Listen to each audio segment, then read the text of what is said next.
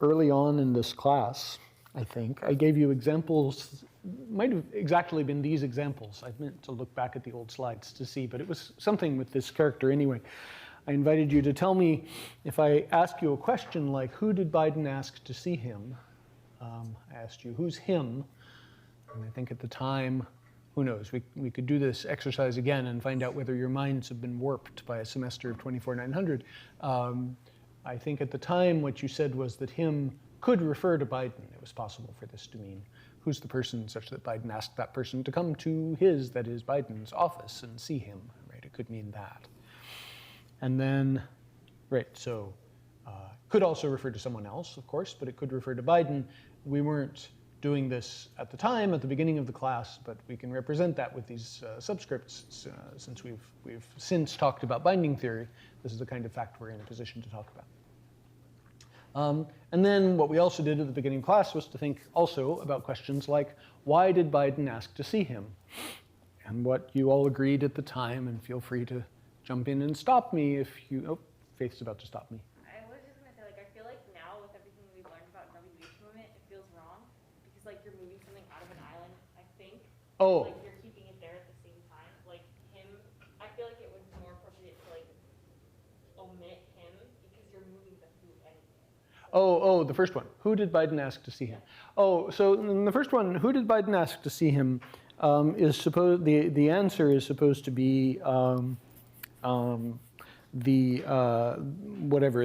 head of the Joint Chiefs of Staff. He asked the head of the Joint Chiefs of Staff to come and see him, Biden. You know, so Biden's worried about something that he wants that guy's advice on, and so he asked him to come see him. I think that's an okay question that you can ask that way. Yes. So you have been warped, you specifically, by semester 24,900. You're starting to fear islands everywhere, which is good. It's an important part of your training as a syntactician. Yeah. Cool. So the first one then, him can refer to Biden, but it doesn't have to. For the second one, I think what people said at the time was that it wasn't possible for him to refer to Biden anymore. So why did Biden ask to see him? That has to be, why did Biden ask to see some person, some particular person, but not Biden? Do people still have that feeling? It's been a whole semester of suffering through this stuff. No? Yes, many of you do. Some of you, it's too early in the morning to have feelings about binding theory. You don't have to have feelings exactly. I'll settle for opinions. So I think there's this contrast between these sentences, and you know what I said at the beginning of class was, look, these sentences, they look pretty darn similar. They only vary in like one vowel, right? It's the difference between who and why. And yet, you make that small change to the first word in the sentence, and the last word in the sentence changes who it can refer to. Pretty complicated array of facts. And I think what I also promised incautiously was that by the end of class, you would understand why it worked this way. And so I just wanted to stop and talk about why it worked this way. Partly as a way of segueing into what we're going to talk about today, which is language acquisition. So why does it work this way? So first, as Faith just said, one of the things we know about the first example is that who is moving, it's starting off as the object of ask. So Biden asked the chairman to see him. The chairman is the object of ask, and instead of the chairman, you've got who, and who is undergoing WH movement. Why is presumably also undergoing WH movement. Let's not worry about where it's coming from. And the other thing that maybe you're in a position to believe by now, we talked about this when we were doing binding theory, was that these infinitival clauses, although they don't appear to have subjects, that they actually do have subjects. Their subjects are just null. We were calling it pro. It's this null pronoun that refers back, in both cases, to something in the higher clause. So in the first example, who did Biden ask to see him? If we consider the non-WH moved version of this, Biden asked Harris pro to see him. Here, pro refers to Harris, right? This means Biden asked Harris to do the following thing. He wanted Harris to come see him. Does that sound right? That's what that means. So that pro is an instance of what we called object control. Pro is referring back to an object in the higher clause. Yeah, Joseph? Sorry. It's okay. Pro in Yeah, that's right. That's what it was for. It satisfies the EPP. C needs a subject, and it doesn't appear to have one. And the claim back then was it really does have one. We went through this idea very quickly. One of the things we discovered about it was that it made the statement of binding theory simpler. It made it easier to understand why pronouns and anaphors inside infinitives act the way they do. And this is, in a way, an instance of that. So this pro is referring back, I'll give it the same subscript that it's got up there. If we change Harris to who and move it, who did Biden ask? To see him, this pro is controlled, we say. It refers back to the object of the higher clause. In the second example, the higher verb ask doesn't have an object, doesn't have to have an object. So you can say Biden asks Harris to see him. You can also say Biden asked, so with no object, to see him. And then the pro gets controlled by the subject. And so ask, when it has an object, it's what's called an object control verb. The object of ask controls pro. When it doesn't have an object, it's the subject. I think I said when we very briefly talked about this, sure it would be nice to understand why a verb, what it is that conditions which thing controls pro. That's a topic of serious research. People try to figure out what the rules for that are, and it's not simple. So yeah, this is a way of representing what's going on in these sentences. Those embedded clauses have a subject you can't see, that refers back either to the object of ask in the first example, or to the subject of ask, Biden, in the second example. This has been reviewed, sort of. Does this make sense? Does people sort of remember this? Yeah. And this finally allows us to understand why the pronoun at the end is behaving the way it is. So there's this general principle, principle B, that says pronouns have to be free in a certain domain. That is, they have to not have a binder, not have something that C commands them and co-refers with them. That's too close. We have to figure out what too close means. We can account for these data if we decide that the domain in which the pronoun has to be free is the domain that I've got brackets around, the embedded clause. So it has to be free in that clause. Oop. I don't care. Go away. Nope. Has to be free in that clause. What does that mean? Well, in the first example, it just means that him has to not refer to Harris. Well, there are lots of good reasons for it not to refer to Harris. I should have used a male name. Can't refer to the object of the higher clause because that object is controlling this pro. If we kept Harris, if we said Biden asked Harris to see him, then him, of course, couldn't refer to Harris. But if you said Biden asked Harris to see her, then her still couldn't refer to Harris. Background knowledge for anybody who has forgotten this, Harris is female. Her still couldn't refer to Harris because her is too close to pro, would be the story. Yeah. So that him is capable of referring to Biden because Biden is outside the bracketed domain. Yeah. What about the him in the second example? Well, Biden is outside the bracketed domain in that example too, but there is a pro in the bracketed domain, the embedded clause, that is controlled by Biden and refers to Biden. So him cannot refer to Biden because not because Biden is too close, but because pro is too close. Pro is inside the bracketed domain, and it binds him. It's too close. Yeah? People remember principle B? Principle B was meant to account for the fact that if I say Biden thinks Harris likes him, that him can refer to Biden. Biden is far enough away. Whereas if I say Harris thinks Biden likes him, now him cannot refer to Biden. Biden is too close, right? So we have a principle B that says him, or pronouns generally, can't refer to a C-commanding noun phrase that's too close. We have to define too close, but it's something like inside the same clause. So here, Biden is far enough away for him to refer to Biden. Doesn't have to, could be somebody else. Here, Biden is too close, and him can't refer to it. And something similar is going on in the slide. So this is me making good on my promise at the beginning of the semester. Beginning of the semester, I said, by the end of the semester, you'll understand why this is. And so now you do, right? Are there questions about this? Does this make sense? Okay. Well, so now we understand this. Yeah, I did all that. Now we understand all this, but you know, all of you are exceptionally smart, right? And here you are getting an expensive university education where someone is explaining this to you in great detail. Yeah. And so that's why you understand what's going on here. But there's another sense in which you understood something about what was going on here. You had these intuitions. You knew what those pronouns could refer to before you ever set foot in this class. And people who don't have your advantages, people who are not getting expensive university educations, people who are not as smart as you, they also have those judgments, right? You can wander around Boston. Ask any native speaker of English, they'll agree about these sentences, about who him refers to. Yeah. So, question, how did that happen, right? How do you end up with this, in a sense, exceptionally complicated knowledge, right? How are you doing all of this? This is a subpart of what Chomsky likes to call Plato's problem. Plato, I guess, in his writings somewhere, asked this question.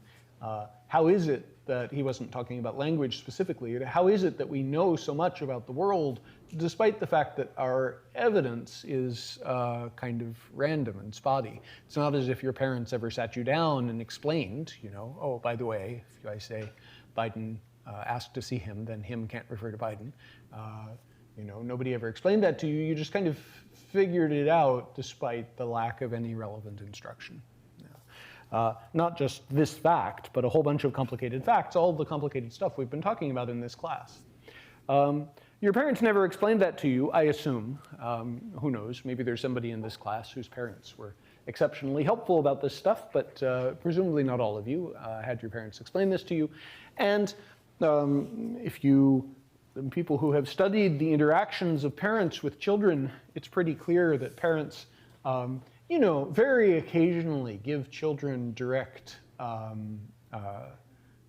instruction about how to speak, but they usually have other kinds of priorities. So this is an actual dialogue between a child and the mother. The child says, "Mama isn't a boy, he a girl." The mother says, "That's right."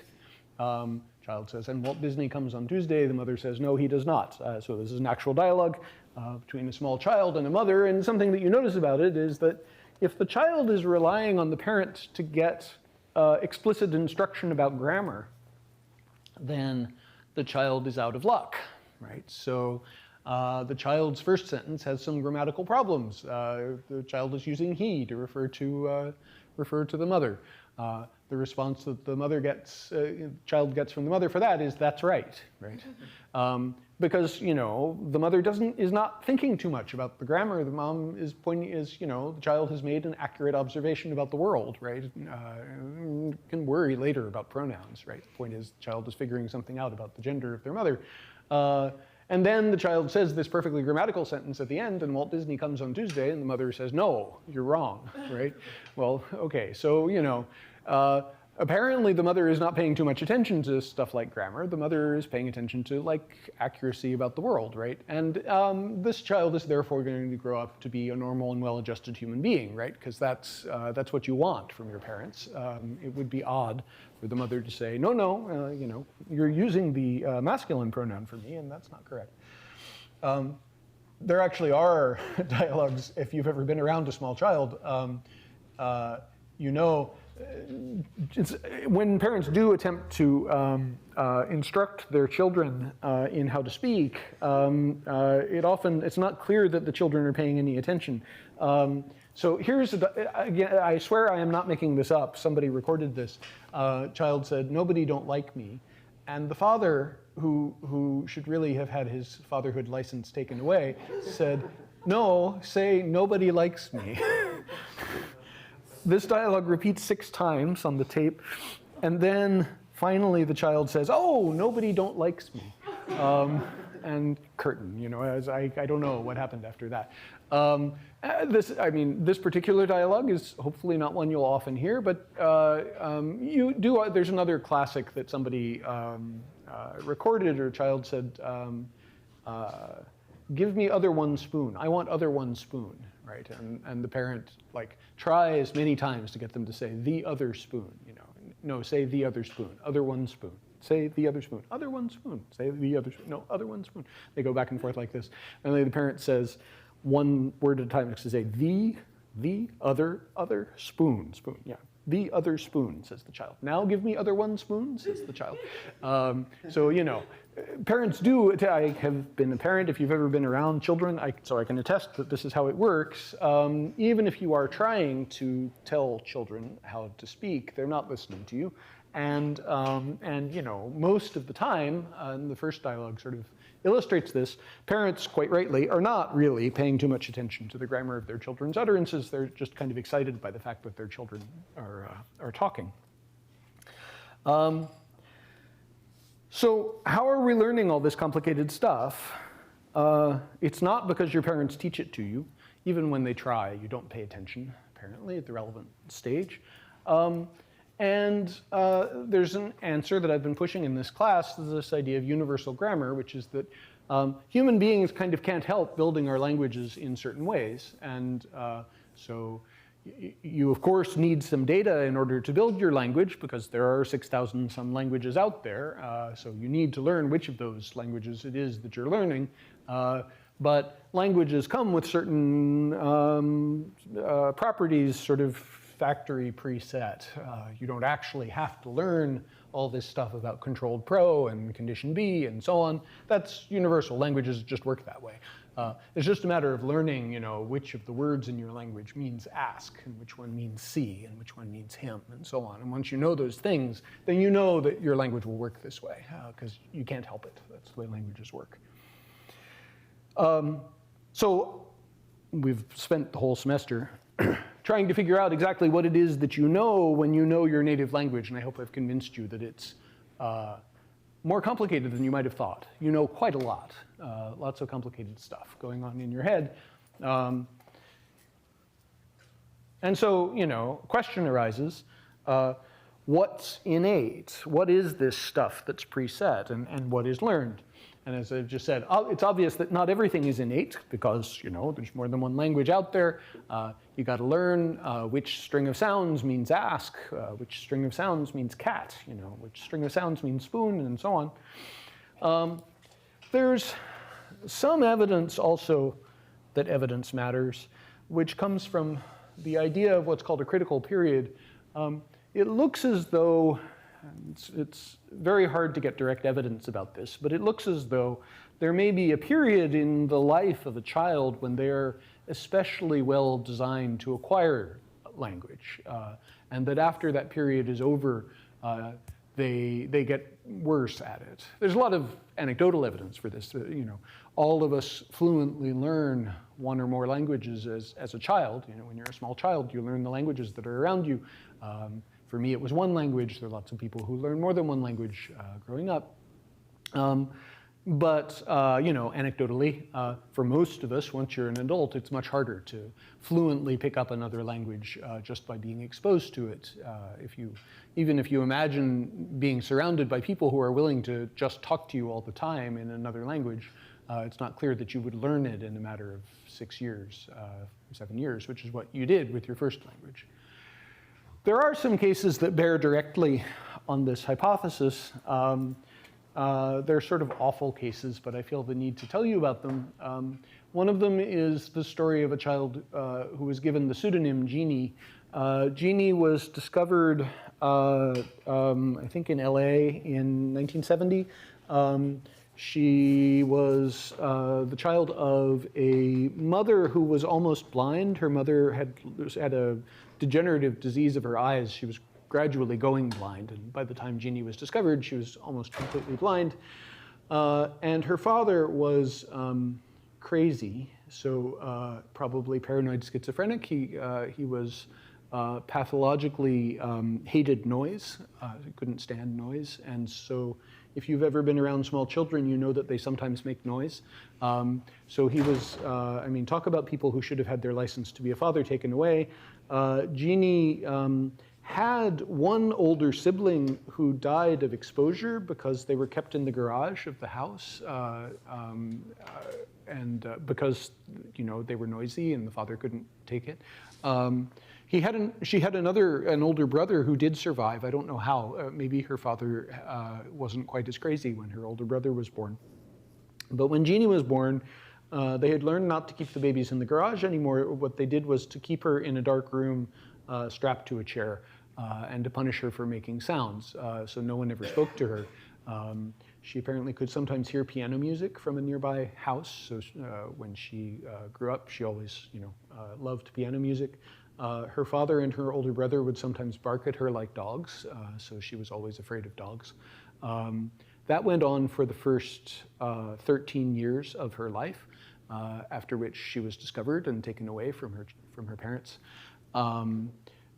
She was discovered because her mother, somehow, who, as I said, was almost blind, had gotten out of the house with Jeannie and was trying to find a government office where somebody could help her, not with Jeannie, but with something having to do with her blindness. Like she was looking for an office that would help her with that, and sort of wandered by accident into an office that was about child welfare, and they immediately spotted that there was something off about Jeannie. So Jeannie was taken away from her parents, and put in a series of institutions where lots of people did their best to help her recover from the first 13 years of her life. And she did, in a sense, recover in the sense that she, acquired the ability to stop, attacking people when she saw them, and she was wild when she was first out of the house. And she learned to say some words, but she never learned to speak in the sense of putting words together in anything that resembled grammar. So she was just saying words. So she knew words for things that she wanted. And insofar as it was possible to do, intelligence tests on somebody who was as profoundly traumatized as she was, she scored as a perfectly intelligent person. She had a normal mind in all kinds of ways. But she never learned to speak. So that's one case that people say, so if you deprive a child of linguistic information for the beginning of their life, then this has profound consequences for their ability to learn to speak. And it could be that that's what this shows. It could also be that if you terribly traumatize someone for the first 13 years of your life, that you damage their ability to learn to speak. As an example of the critical period, it lacks a certain scientific rigor, it seems to me. So I apologize for telling you this story. I feel as though anyone who takes intralinguistics should learn about Jeannie, though as I say, Jeannie is a pseudonym. I have no idea what her name is. There are better stories than that. Chelsea, also a pseudonym. And actually, Chelsea's case is a case that used to be used to be more common than it is now. There are safeguards in place now to stop this from happening as often. Chelsea is another girl who grew up in Northern California. I don't know what it is about Northern California, whose parents believed that she was profoundly developmentally disabled. This is not a story like the Jeannie story. So her parents were perfectly loving, caring people. They were doing their best to raise her. They treated her very well. She had a happy life. But she was developmentally behind on all kinds of milestones, and in particular, she wasn't learning to speak. And so her parents just did their best to deal with that. At some point, I want to say when she was 12 or 13. It was discovered that she wasn't developmentally disabled at all. She was deaf. She was profoundly deaf, and her parents, again, perfectly kind, loving, sort of unobservant people, had never noticed this, I guess. So the fact that she wasn't speaking, it wasn't because she was developmentally disabled. It was because she hadn't heard any speech, and nobody had been signing to her because they didn't realize that she was deaf. So she hadn't been exposed to language in any form either. And as I say, it's a happier story than the Jeannie story because there was no actual abuse involved. And as I also said, this is something that happens much less common these days. So all of you hopefully we're screened for deafness in schools, and this is one of the reasons that this happens, is to stop this kind of thing from happening, stop people from slipping through the cracks in this way. Chelsea, like Jeannie, wasn't exposed to language for the first, 12 years or so of her life. And Chelsea, like Jeannie, never really learned to speak. So once they gave her cochlear implants and she was able to hear people, she learned some words, but she didn't learn how to put words together into sentences. She learned words like banana and cookie and so on. She knew how to say those words when those were the things that she wanted, or she wanted to comment on the world, but she never got past that stage. So those are two cases, one of them maybe more convincing than the other, that lead people to think that there might be something like a critical period. It might really be true that you're especially good at learning language in your first 7 or 8 years of your life.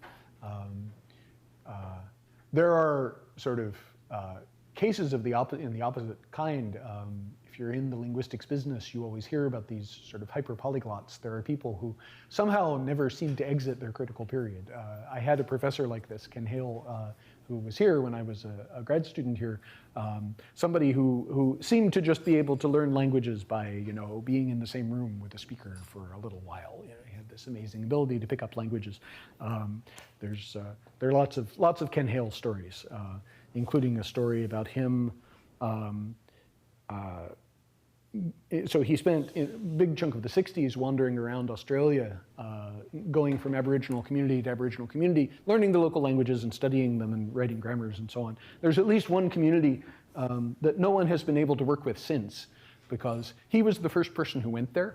And so, he went and he was there for like a week and he learned to speak the language fluently, and then he left. And then the next group of linguists came to try to work with these people. And the people were like, you people are all so slow. Why does it take you so long, to learn? We've been telling you over and over again these words. And linguists were like, well, it takes a while to learn a language. And they're like, no, the last guy who came through here, it was very easy, and don't know what your problem is. Did you have a question?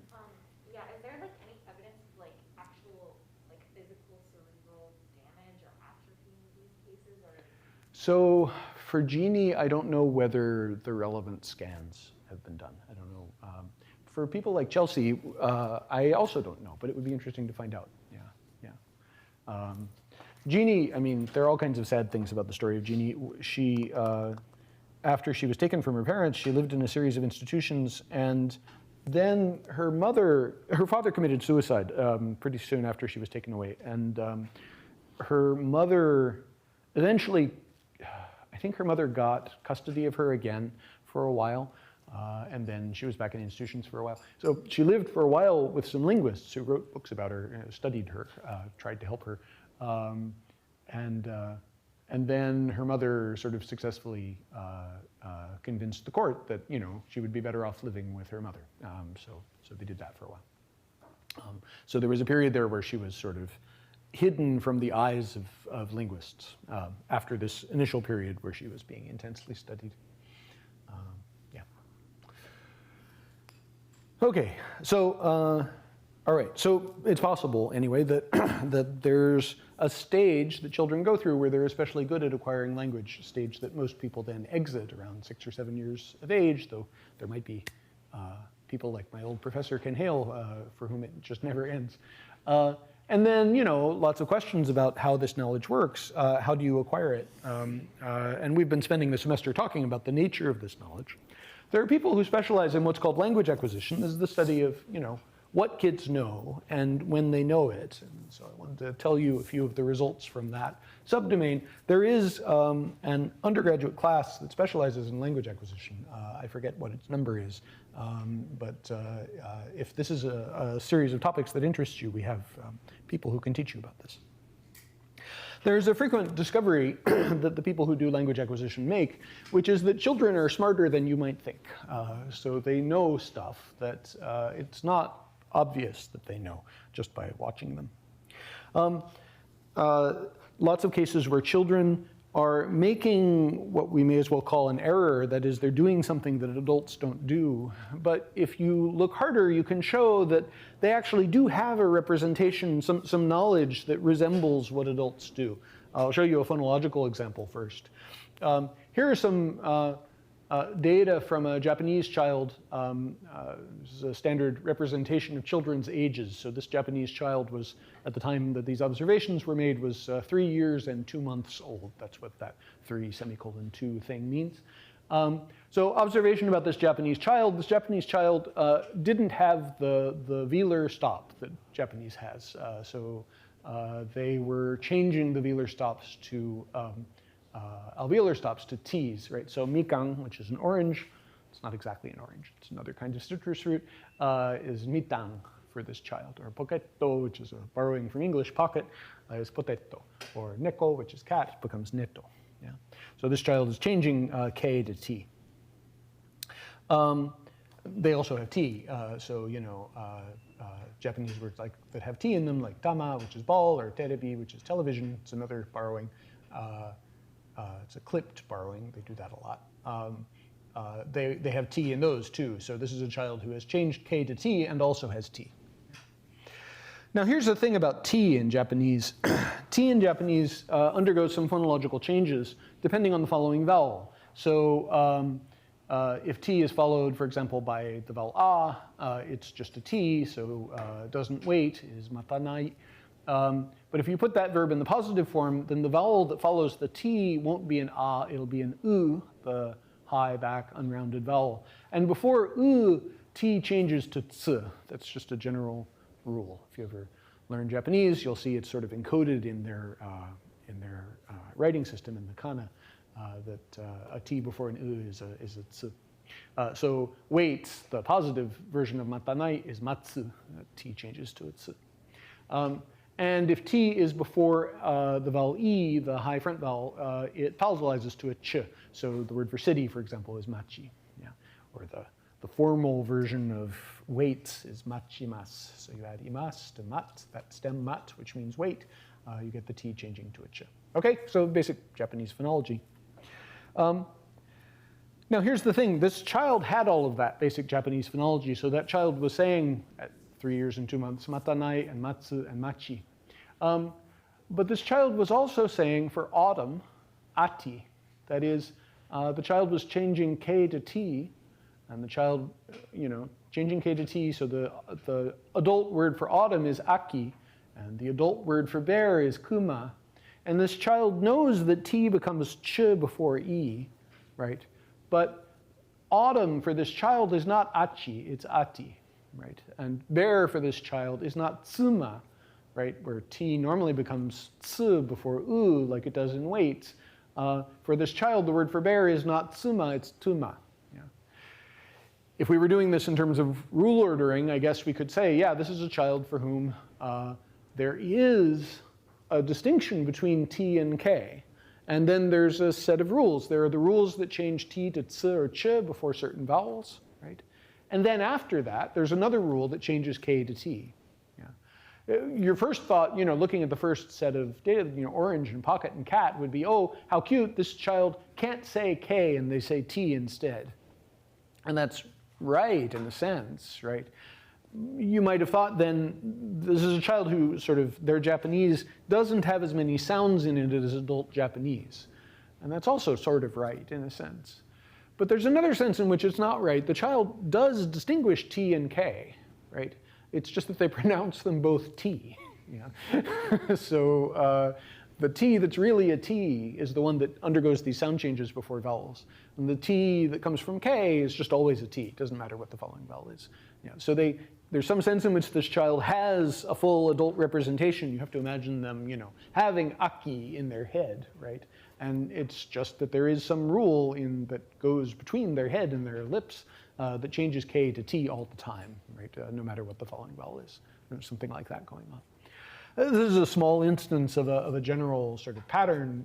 What you find is kids are doing something wrong. They're doing something that's not what adults do. But if you look very closely, you can convince yourself that they know more than they seem to.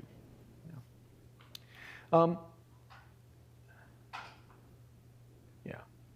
So just to remind you of stuff that we talked about earlier on.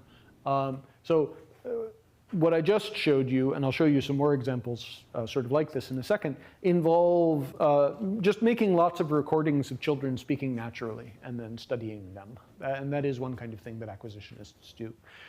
There are other kinds of work in which you sort of run experiments on children. We talked about some of this kind of work early on in the class. So we were talking about selective looking tasks and sucking rate tasks.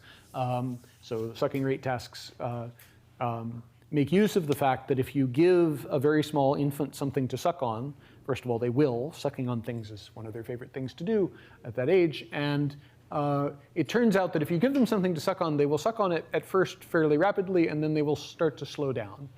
And that how quickly they say, you can sort of give them something to suck on to which you have attached a clever device that will record the rate at which they suck, right? Oh, pay attention to how often they're making sucking motions. And the observation is that if you give a child something interesting to look at, if they've started to slow down and then you show them an interesting picture, they'll speed back up again. You know, they kind of perk up. And language acquisitionists make use of this. So if you want to know, so here's a kind of experiment people have done.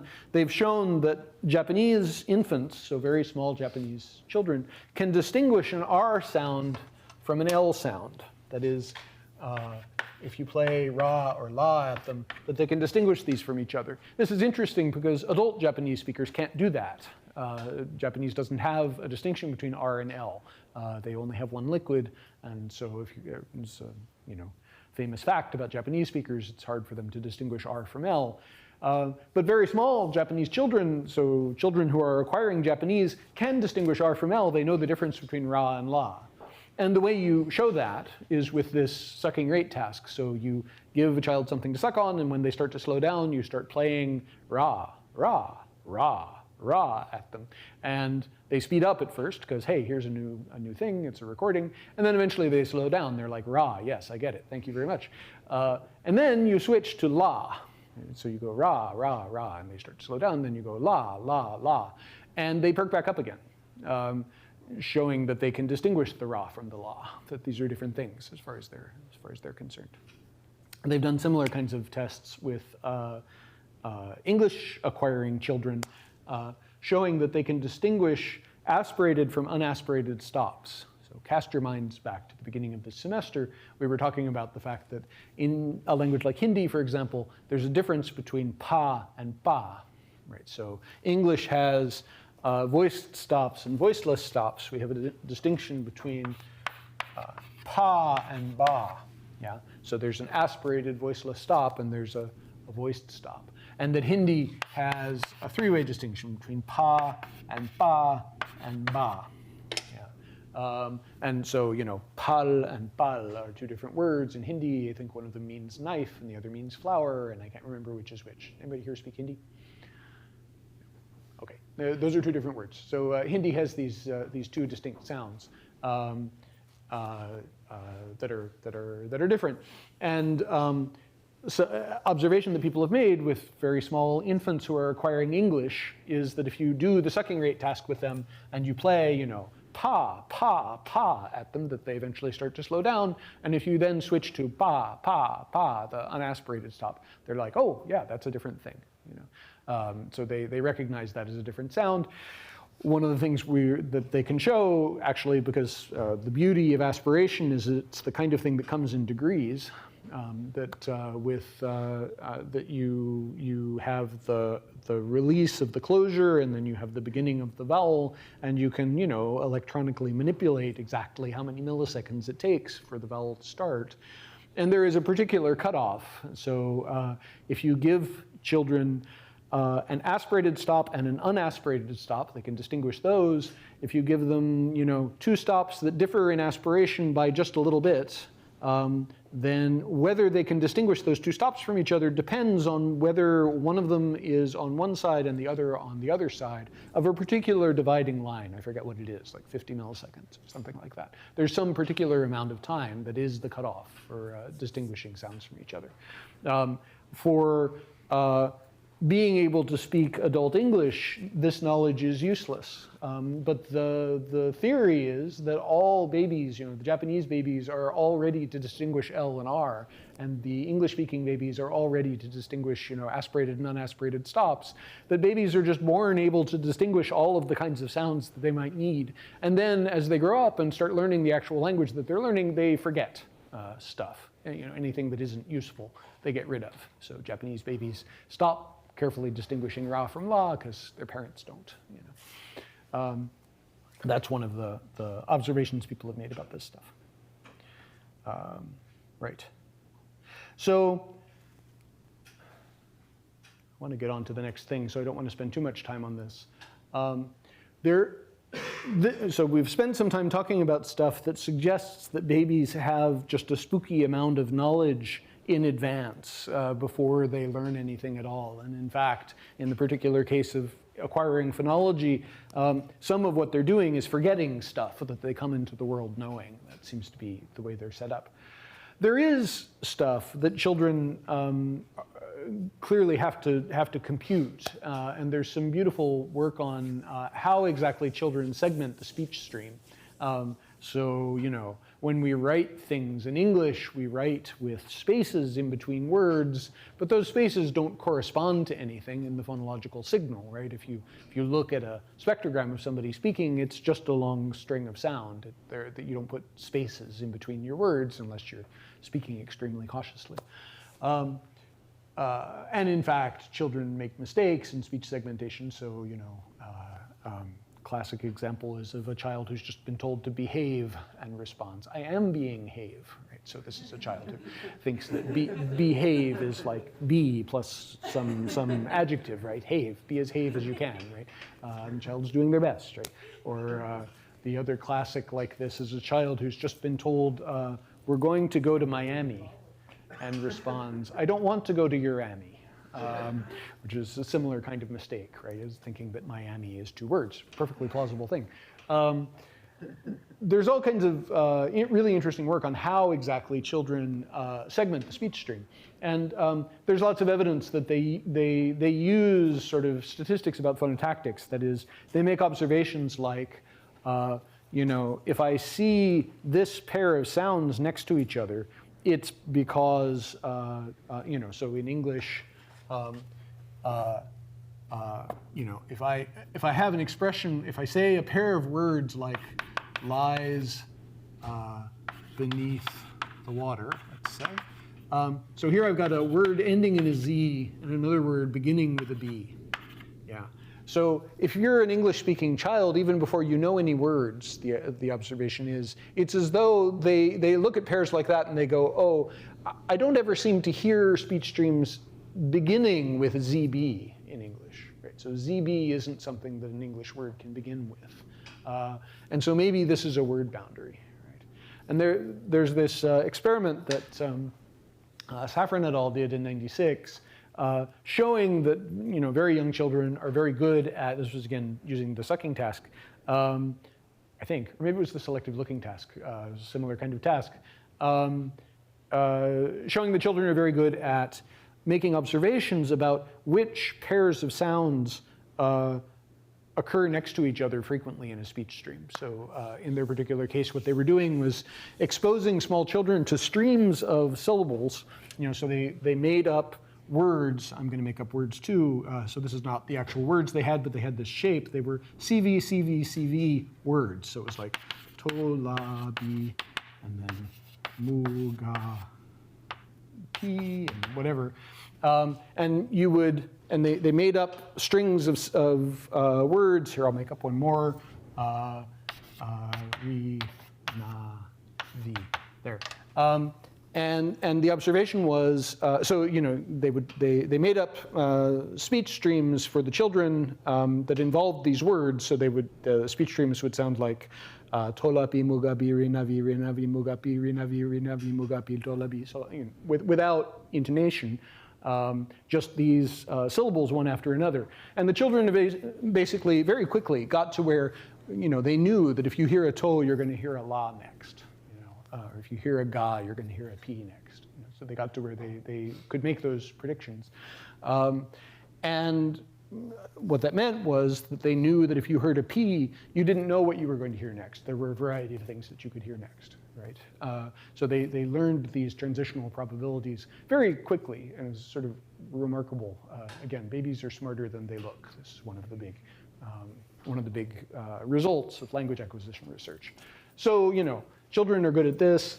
There's a lot of work since '96 on exactly what it is they're good at. So for one thing, it was the original work involved words, you know, made-up words that were all 3 syllables long.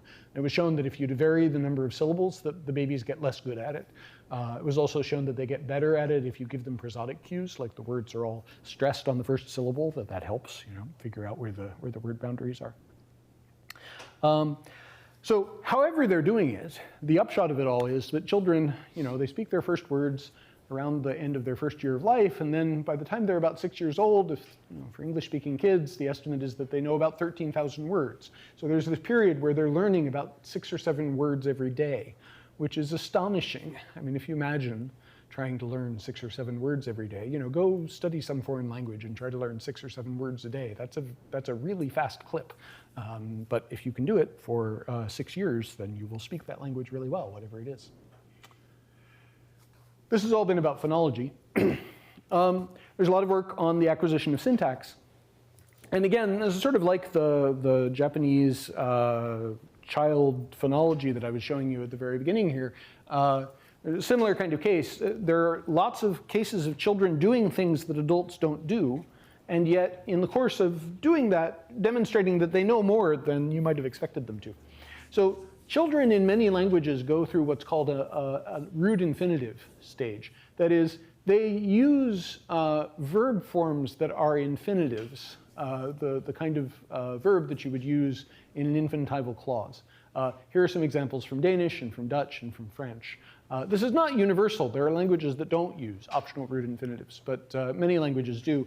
English arguably has it. Of course, English verb morphology is so impoverished that it's hard to see, but the idea is that when children say things like, doll,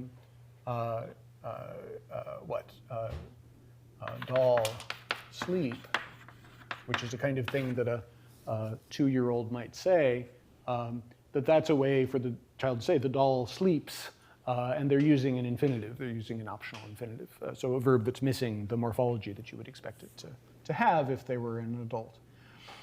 But the observation is that although they're confused about whether it's okay to have a main clause be an infinitive, what's interesting is that they know all kinds of sophisticated stuff about what it would mean for it to be an infinitive. So for example, when we were talking about German, I think I told you, German's a V2 language, so in ordinary main clauses, the verb is in second position. In infinitives, well, infinitives are usually not main clauses in German, so the verb is typically not in second position. It's at the end of the clause. It goes at the end of the clause. And German-speaking children go through this root infinitive stage when they're around 2 or 3 years old, where they use infinitival verbs a lot, and they put those verbs where they should. So they are confused about something. They're confused about whether it's okay for a main clause to be infinitive, but they're not confused about the rules for where the verb goes in German. So when they do use tensed verbs, and they put them in second position, and when they use infinitive verbs, they put them at the end. And that kind of fact has been replicated in a bunch of different languages. So here's a German 2-year-old saying, the child wants to say, Thorsten has Caesar. I think Thorsten was a teddy bear.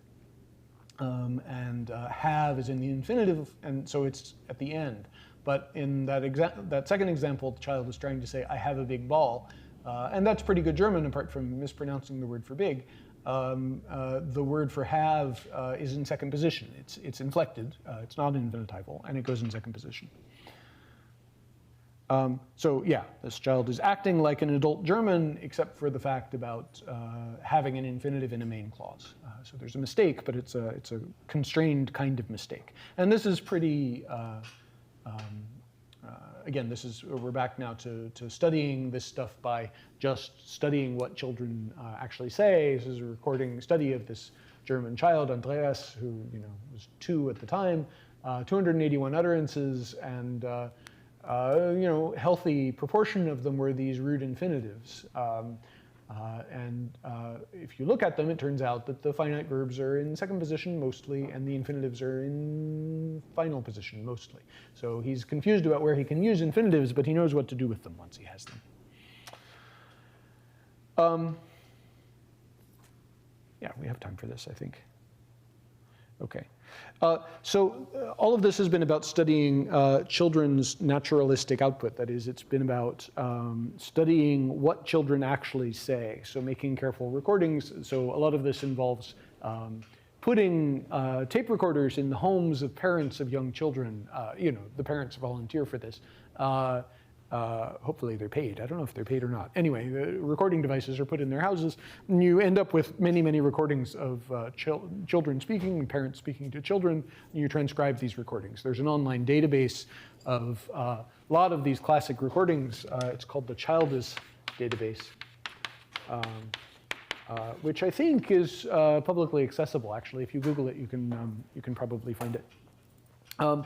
But there's another kind of work that people do, and we have a lab here at MIT where this kind of work is being done, where you do what you could think of as consultant work, kind of like the work you're doing with your with the languages that you've been doing field work on, except the children are probably more likely to cry, and to demand cookies and things like that. So some of this consultant work involves showing a child a story, either telling them a story or showing them a series of pictures that demonstrate a story, and then asking them whether something is true or not. One classic way to do this kind of experiment, you have somebody who is telling the story, and then another experimenter who has a puppet. And the child's job is to tell the puppet whether the puppet is right or wrong. The people who do this kind of work have discovered it's easier to get a child to tell a puppet that the puppet is wrong than to tell an adult that the adult is wrong. So you have the puppet say, I know what happened, and then the puppet describes what happened. And that way you learn whether the child thinks that the sentence that the puppet utters is a true description of what has happened or not. So there's a lot of work, for example, on something that children do, which is kind of interesting. But if you show children a picture, I've done this work with like 5-year-olds. This goes on fairly late. If you show children a picture of, let's say, 4 elephants, and now you will have to apologize. You will have to forgive my inability to draw an elephant. Please pretend that these are elephants. Here, let's make it a story about 3 elephants. Okay, so there are 3 elephants, you tell the child, and you tell them there are rabbits sitting. Here are some rabbits. Why am I telling the story this way? Why did I not put these pictures on the slide? Okay, and there are rabbits on 2 of the elephants. Yes? Oh, thank you very much. Thank you. After all that self-deprecation, that's exactly what I was hoping somebody would say. Please write that on the course evaluation. Surprisingly good at drawing elephants and rabbits. So here are 3 elephants and 2 rabbits. You show a child a picture like this that has elephants and rabbits in it, and you ask, the puppet says, I know what's happening. Every rabbit is riding an elephant. And an adult, you also do this experiment with adults just to have a control. So you tell the adults this is going to be for children, but please humor us. Here's a puppet. And you have to tell the puppet whether it's right or wrong. And the puppet looks at this picture and says, I know what happened. Every rabbit is riding an elephant. And adults will say yes. But children at a certain age will say no. And then when you ask them why not, they'll point at this elephant and say, this elephant doesn't have a rabbit. And so people are trying to figure out what is going on in the heads of these children. Why are they doing this?